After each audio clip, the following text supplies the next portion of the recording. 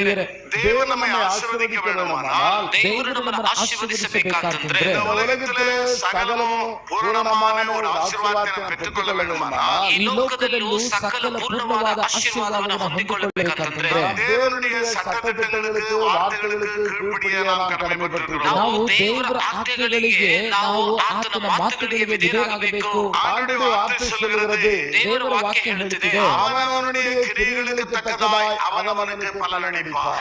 ಅವರವರಿಗೆ ತಕ್ಕ ಒಂದು ಕ್ರಿಯೆಯ ಪ್ರಕಾರವಾಗಿ ತಕ್ಕ ಪ್ರತಿಫಲವನ್ನು ನಾನು ಕೊಡುತ್ತೇನೆಂಬುದಾಗಿ. வெளிப்படுத்தின விசேஷத்தில் வாசிக்கும் பொழுது உன் கிரியைகளை நான் அறிந்திருக்கிறேன் என்று சொல்லுகிறார். ಪ್ರಕಟಣೆ ಬರೆದ ಪುಸ್ತಕದಲ್ಲಿ ಓದುವಾಗ ನಿನ್ನ ಕ್ರಿಯೆಗಳನ್ನು ನಾನು ಸರಿಯಾಗಿ ತಿಳಿದಿದ್ದೇನೆಂಬುದಾಗಿ ಹೇಳ್ತಿದ್ದಾರೆ.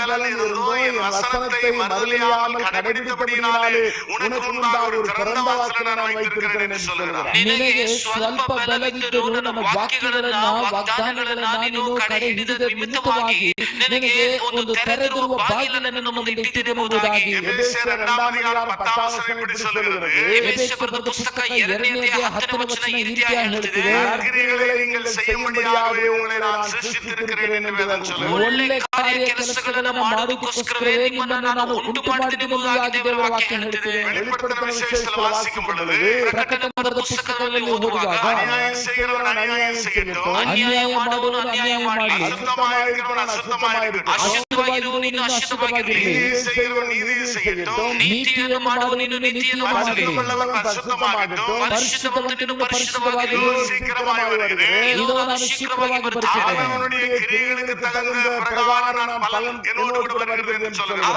ಅವನಿಗೆ ತಕ್ಕ ಪ್ರತಿಫಲ ನನ್ನೊಂದಿಗೆ ಬರುತ್ತಿದೆ ಎಂಬುದಾಗಿ ಹೇಳುತ್ತೇನೆ. இந்த காலவேளையிலே என்னுடைய செய்தியின் தலைப்பு என்ன? ಈ ಬೆಳಗಿನ ನನ್ನ ಸಂದೇಶದ ಒಂದು ಸಾರಾಂಶ ಏನು? கிரியைகளுக்கு தக்க பலனை நீ காண்பாய், நீ அனுபவிப்பாய், நீ பெற்றுக்கொள்வாய் என்ற சந்தேகமே கிடையாது. ನಿನ್ನ ಕ್ರಿಯೆಗೆ ತಕ್ಕ ಪ್ರತಿಫಲವನ್ನು ನೀನು ಅನುಭವಿಸಿಯ ನೋಡುತ್ತೀಯ ಎಂಬುದರಲ್ಲಿ ಯಾವ ಸಂದೇಹವೂ ಇಲ್ಲ.